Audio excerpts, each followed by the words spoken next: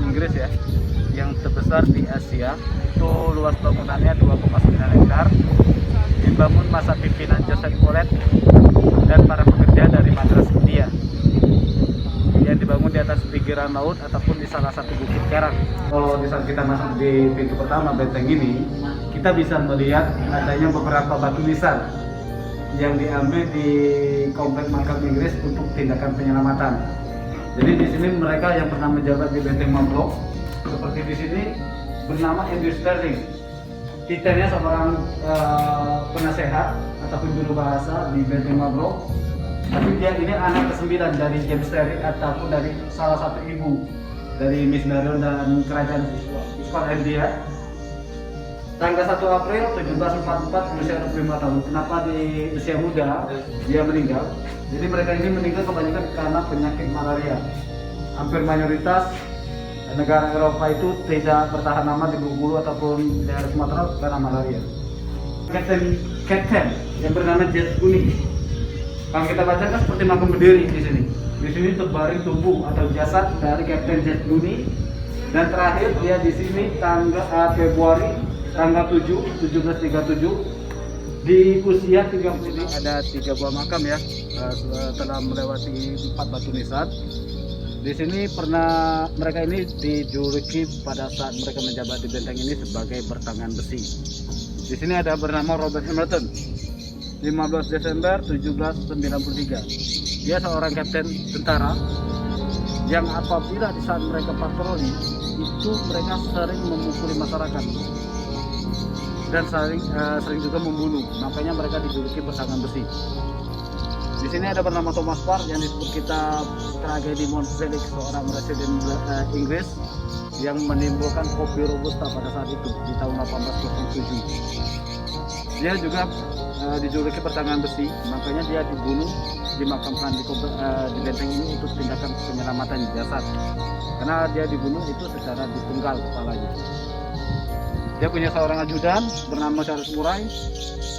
Dia sewaktu Thomas Parr ingin dibunuh, waktu itu dia menghadang masyarakat supaya Thomas Parr ini tidak dibunuh. Makanya setelah Thomas Parr meninggal 2 minggu kemudian baru ajudannya meninggal. Kita sekarang menuju ke gerbang kedua.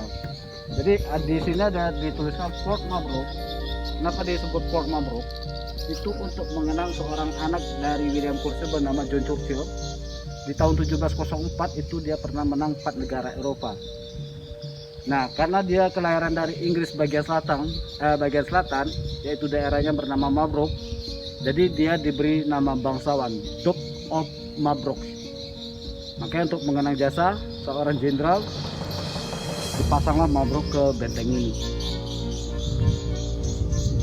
Untuk kantor sipil, kegunaannya ini untuk memungut pajak perdagangan, nanti disimpan di salah satu ruangan yang kita sebut ruang bawah tanah. Nah, izin di sini kenapa ada benteng York? Ini benteng pertama awal Inggris yang dibangun oleh tentara Madras di tahun 1685. Jadi tadi saya bercerita ada salah satu ruang sel di benteng Mabrok untuk membicarakan tentara mereka sendiri. Nah, disinilah awal mula cerita kenapa mereka bisa membicarakan tentara mereka sendiri. Karena di benteng ini terjadinya wabah penyakit malaria. Makanya tentara yang melihat teman-teman itu sakit, mereka lari dari tugas. Setelah benteng Mabrok ini dibangun, mereka akhirnya ditangkap lalu dipenjarakan di salah satu di ruangan ini. Makanya disebut sel militer.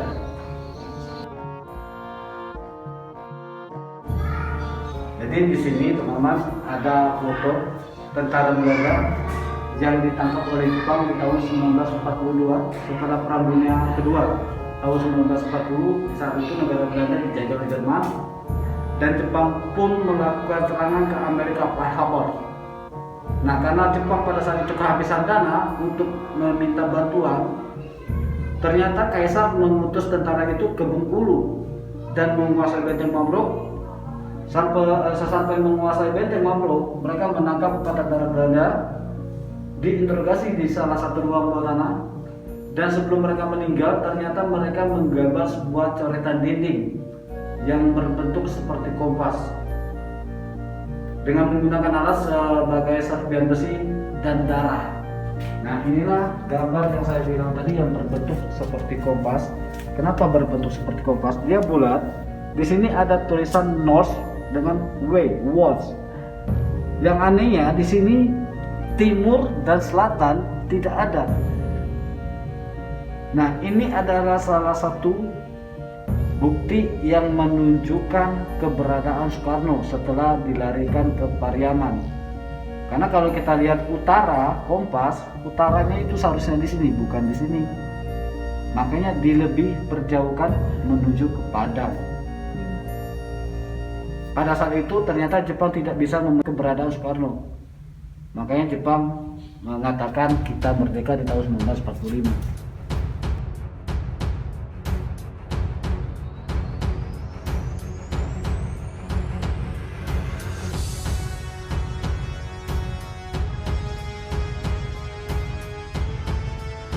Barat tentara itu di era Inggris tempat mesnya untuk tentara tidur. Tapi setelah agresi kedua selesai 1849, ternyata benteng ini dijadikan kantor Polri ataupun yang kita sebut polisi. Di tahun 1958 60 benteng ini dijadikan kantor Kodim. Kenapa dibentuk seperti penjara? Setelah G30 SKKI, tentara komunis itu ternyata berada di Bengkulu mengasut masyarakat, akhirnya mereka ditangkap digunakan sebagai penjara. Maka seperti ada terali sekarang. Nah, dan sebelum itu di tahun 1940 di salah satu ruangan inilah tempat historinya Soekarno yang bertemu dengan seorang residen Belanda bernama Mayer di tahun 1940 di saat Perang Dunia Kedua. Jadi kenapa Soekarno dibawa ke sini? Ternyata dia bukan di penjara, hanya bertemu dan berbincang dengan seorang residen Belanda tadi, karena seorang residen Belanda itu mengetahui Soekarno ini sebagai seorang insinyur. Makanya diperintahkan oleh Soekarno untuk membangun salah satu monumen tugu peringatan bahwasanya Belanda pernah kedua kalinya masuk ke Bengkulu. Jadi kalau kita ngobrol di dalam, teman-teman, suara kita bisa terdengar sampai ke pohon palem, kurang lebih 20 langkah dari dalam ruangan. Dia bergema. Cek 1 2. Jadi izin teman-teman, di sini Inggris menguasai Bengkulu itu ternyata paling lama loh, 140 tahun. Belanda yang kita ketahui 350 tahun, mereka menguasai Bengkulu ini hanya 115 tahun. Kenapa hanya 115 tahun? Karena di tahun 1940 waktu itu negara Belanda dijajah oleh Jerman, Perang Dunia Kedua. Karena Jerman ingin memperluas jajahan. Nah, di sini juga Inggris kenapa termasuk tidak menjadi Bengkulu tidak menjadi negara adidaya? Karena terjadinya Tarakat London 1824-1825, pertukaran wilayah jajahan Bengkulu dengan Tamasik yang kita sebut Singapura dan Malaysia. Makanya Inggris pindah ke Singapura, Belanda yang masuk ke Bengkulu. Di sini 41-nya tidak ada. Kenapa tidak ada? Ternyata Bengkulu ini pernah kosong dari jajahan negara lain, negara Eropa ataupun negara Asia. Karena mereka masih memperluas jajahan. Makanya di tahun 42 setelah Jepang melakukan serangan Pearl Harbor di tahun 41, Jepang masuk ke Bengkulu, menguasai benteng selama 3 tahun atau menguasai Bengkulu hanya 3 tahun. Karena terakhir 45 negara mereka dibom atom Hiroshima. Kenapa terjadi Tarakat London?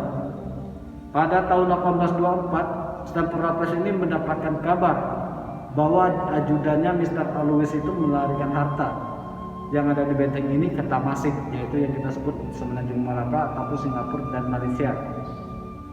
Di sana pada posisi jajahan itu dikuasai oleh Belanda. Yang kita ketahui Singapura Malaysia tadi itu dijajah oleh Belanda. Dilakukanlah oleh Stamford Raffles penukaran wilayah jajahan Bengkulu dengan Tamasik yang kita bisa lihat dari sini. Perjanjian Inggris dan Belanda yang kita sebut Tarakat London. Jadi awal mula Belanda menguasai Pulau Malaka dan Kalimantan. Nah, setelah itu Inggris berada di Bengkulu ataupun di Pulau Bangka. Dan kita ketahui ternyata Pulau Bangka ini penghasil timah ataupun perak pada saat itu di eranya.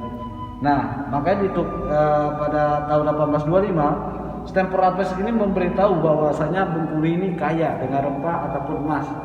Makanya Belanda mau masuk melakukan tarakan London dan menguasai kembali kedua kalinya Bengkulu ataupun Benteng Mabruk ini. Dan Madras memilih Aceh untuk mendirikan kantor dagang Aceh, namun ditolak. Nah, jadi tadi setelah mereka pulang ke Madras India, ternyata mereka dipanggil oleh Kesultanan Aceh untuk menguasai perdagangan. Tapi Inggris pun menolak karena mereka sudah menyebut diri mereka sebagai Pariaman Company. Perdagangan yang ingin menguasai Padang pada saat itu. Ternyata sesampai mereka di Padang di tahun 1604 mereka bertemu dengan Belanda dan tidak mungkin satu daerah dijajah dua negara. Makanya Inggris mengirim surat ke Kerajaan Bengkulu. Setelah diterima, mereka membangun benteng pertama, yaitu Benteng York di tahun 1685 yang dipimpin langsung oleh King James, anak dari raja ataupun anak dari Ratu Elizabeth yang kedua. Jadi di sini juga ternyata ada wabah penyakit tadi, malaria. Tahun 1712 diutuslah Joseph Collet, seorang insinyur struktur bangunan yang sudah langsung mendapatkan titah perintah untuk melihat benteng pertama, polisi benteng pertama, lalu mencari dataran tinggi di pinggiran laut, yaitu salah satu bukit untuk dijadikan fondasinya Benteng Mabruk. Setelah Benteng Mabruk dihancurkan tahun 1712, pembangunan Benteng Mabruk dimulai di tahun 1714 sampai 1741. Itu para pekerjanya bukan dari kita ya, itu langsung diundang dari Madras India yang terkenal dengan bangunan tanah merah. Jadi benteng ini mereka membangun benteng ini tidak menggunakan semen ataupun besi, hanya menggunakan batu bata, tanah merah, batu kapur, dan air tebu pada saat itu untuk perekat. Jadinya makanya benteng ini kokoh. Nah, jadi di tahun 1760 awal Prancis masuk, ternyata gudang senjata Inggris itu hancur.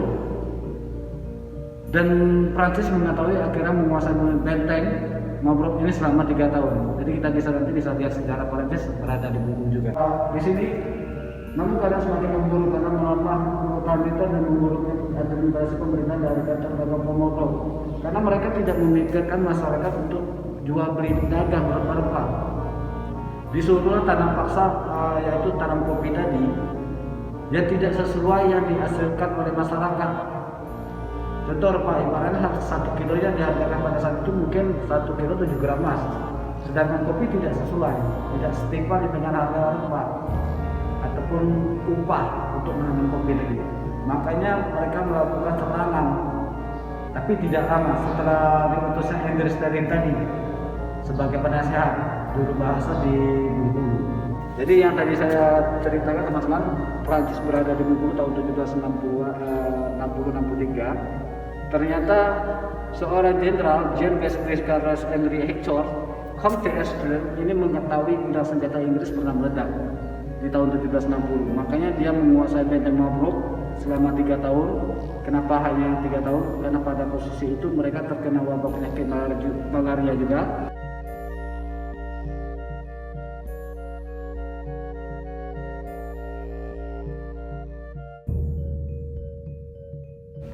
Ini pernah digunakan untuk para jenderal ataupun jabatan mereka yang paling tinggi. Setelah kita melihat para pegawai atau kantor sipil tadi, inilah contoh kantor-kantor mereka yang digunakan pada saat itu. Jadi dulu awalnya 2 tingkat bangunan. Setelah Belanda masuk, bangunan ini dipapas menjadi 1 bangunan dan dipasang atap genteng oleh Belanda. Jadi untuk gentengnya ini sendiri usianya 137 tahun, yang mempunyai stempel tulisan Belanda yang berbunyi Stom Penen Public Pen Hex. Kita bisa lihat.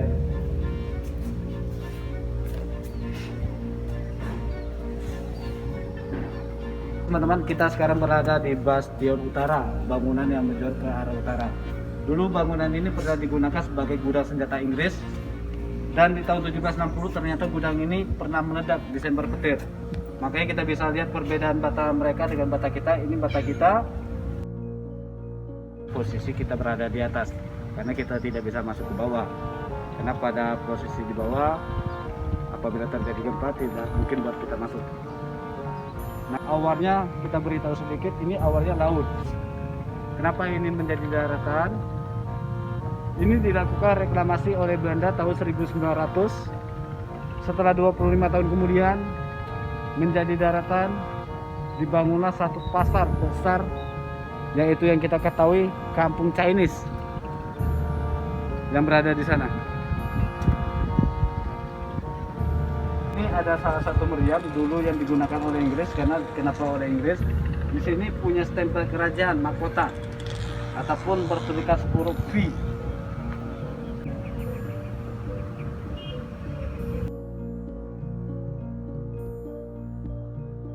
Nah, jadi kita sekarang berada di salah satu ruang penyimpanan harta yang kita sebut ruang bawah tanah.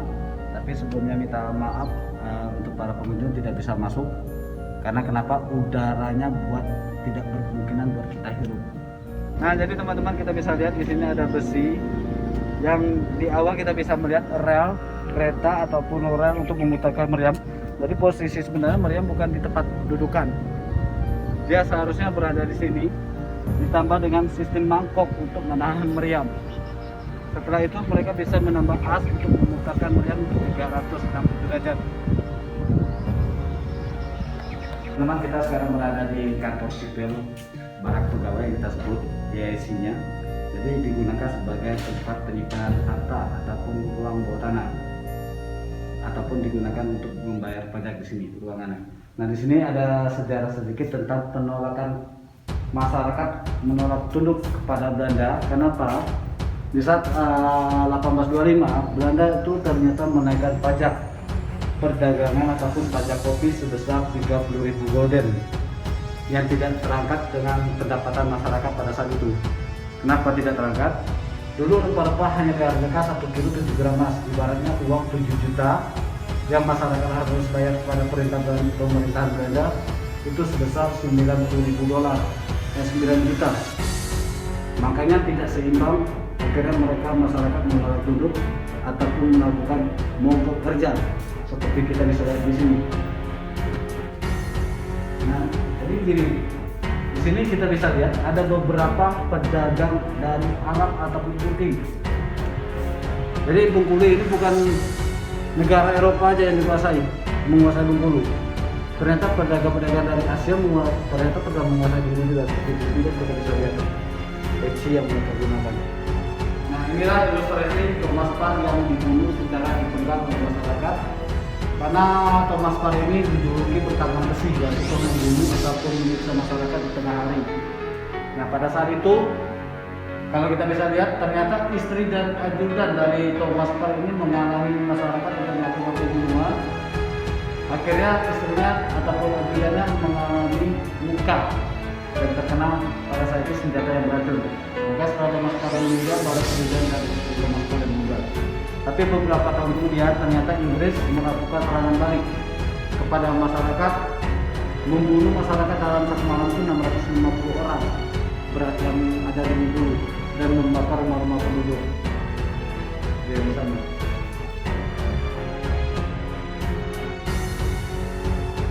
Ini bertanya, adakah yang ditembak dengan meriam?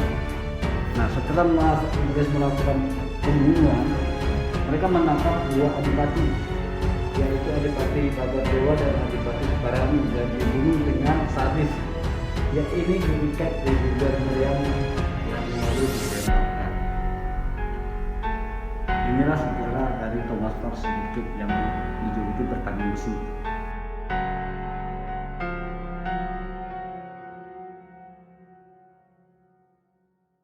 Nah, di sini ada bukti pembayaran pajak masyarakat terhadap Belanda sebesar 30.000 gulden yang pada saat itu tidak mengikuti tanam kopi.